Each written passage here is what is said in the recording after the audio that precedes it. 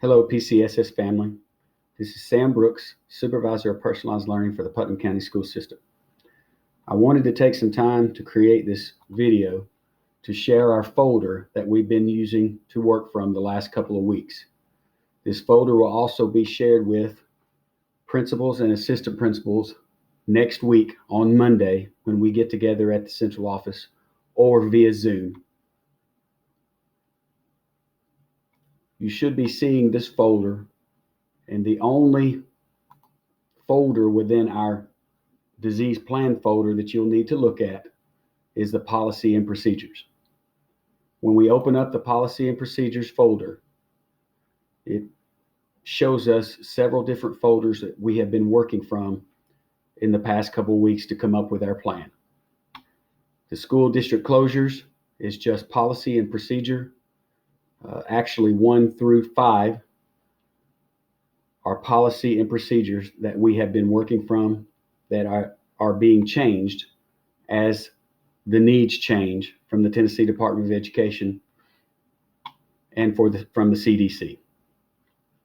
The main folder we'll be looking at and working from is 0, the plan for learning from home. As we open up this folder, there's a couple of other folders within it.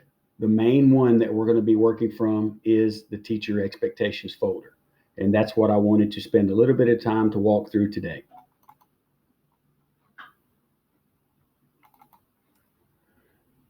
This folder summarizes expectations for remote learning as we get into next week. We need to understand that we will have all week next week to work with our teachers and our grade levels to define what that learning is going to look like for our students. So in this folder, as we work down from top to bottom, we have included an instructional trouble ticket for anything that is instructionally oriented. Teachers and admin can go in and put a trouble ticket in, and the vital staff will get that immediately and work through any problems that we have with any of our apps and our programs that we use in Putnam County. I've also put a technology trouble ticket in here for Mr. Sloan and his staff so they can work through any technology needs with devices and also the connections at our buildings that may need looked at. Mr. Tim Martin's frequently asked questions form is in here also. It can be edited and will be edited by him as these questions continue to come up from our principals and teachers as we move forward. Below that, we have some action items that you will be able to read. I'm not going to spend a lot of time going through those here today. If you have questions, have them ready for Mr. King and everyone else on Monday when we meet.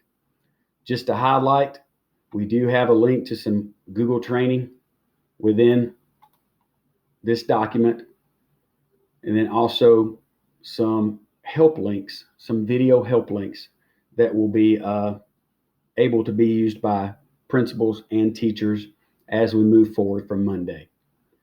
The bulk of this that I wanted to show you, and as I said, you can review this on your own after you receive the document.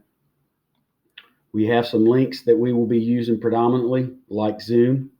Johnny Sloan is going to open up Zoom through our district network, so teachers will be able to log in and use it very simply.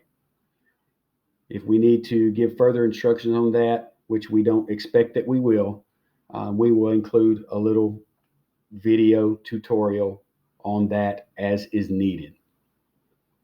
We do have, again, Google Classroom training for teachers in here, Google Classroom training for parents, which is a quick slideshow that parents could view. So if you have any parents questioning you about Google Classroom, you could simply slide them that link to that resource, and they could use it to learn more.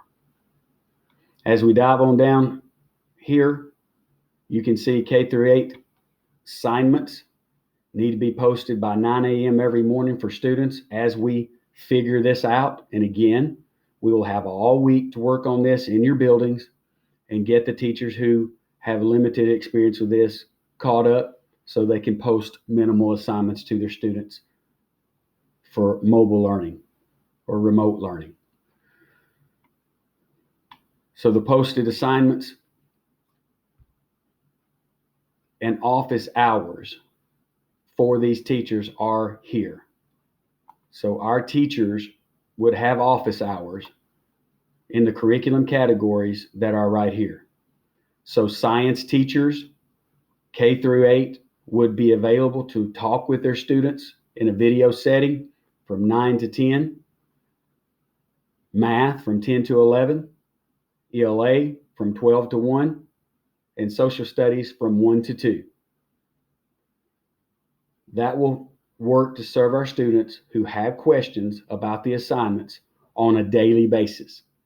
So they would be expected to be available via video Zoom conference or another acceptable mode of video conference during those times.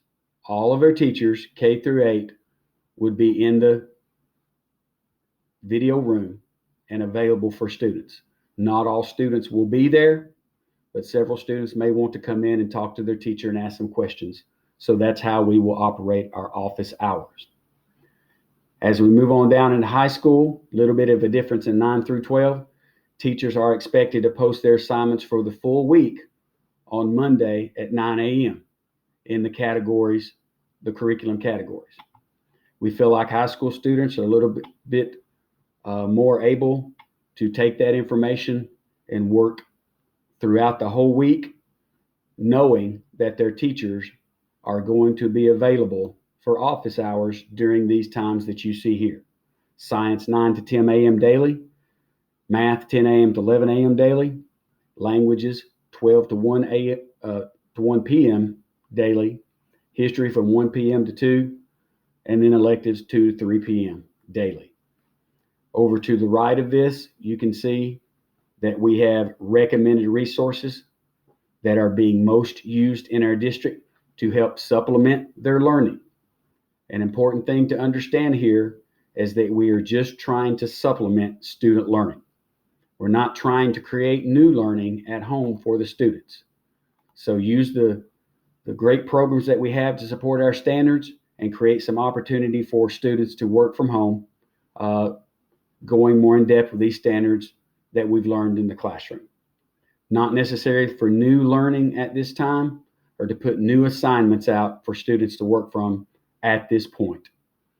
If our break gets any longer, then we would start putting together a plan for possible new learning. But at this time, this is just to supplement student work from home.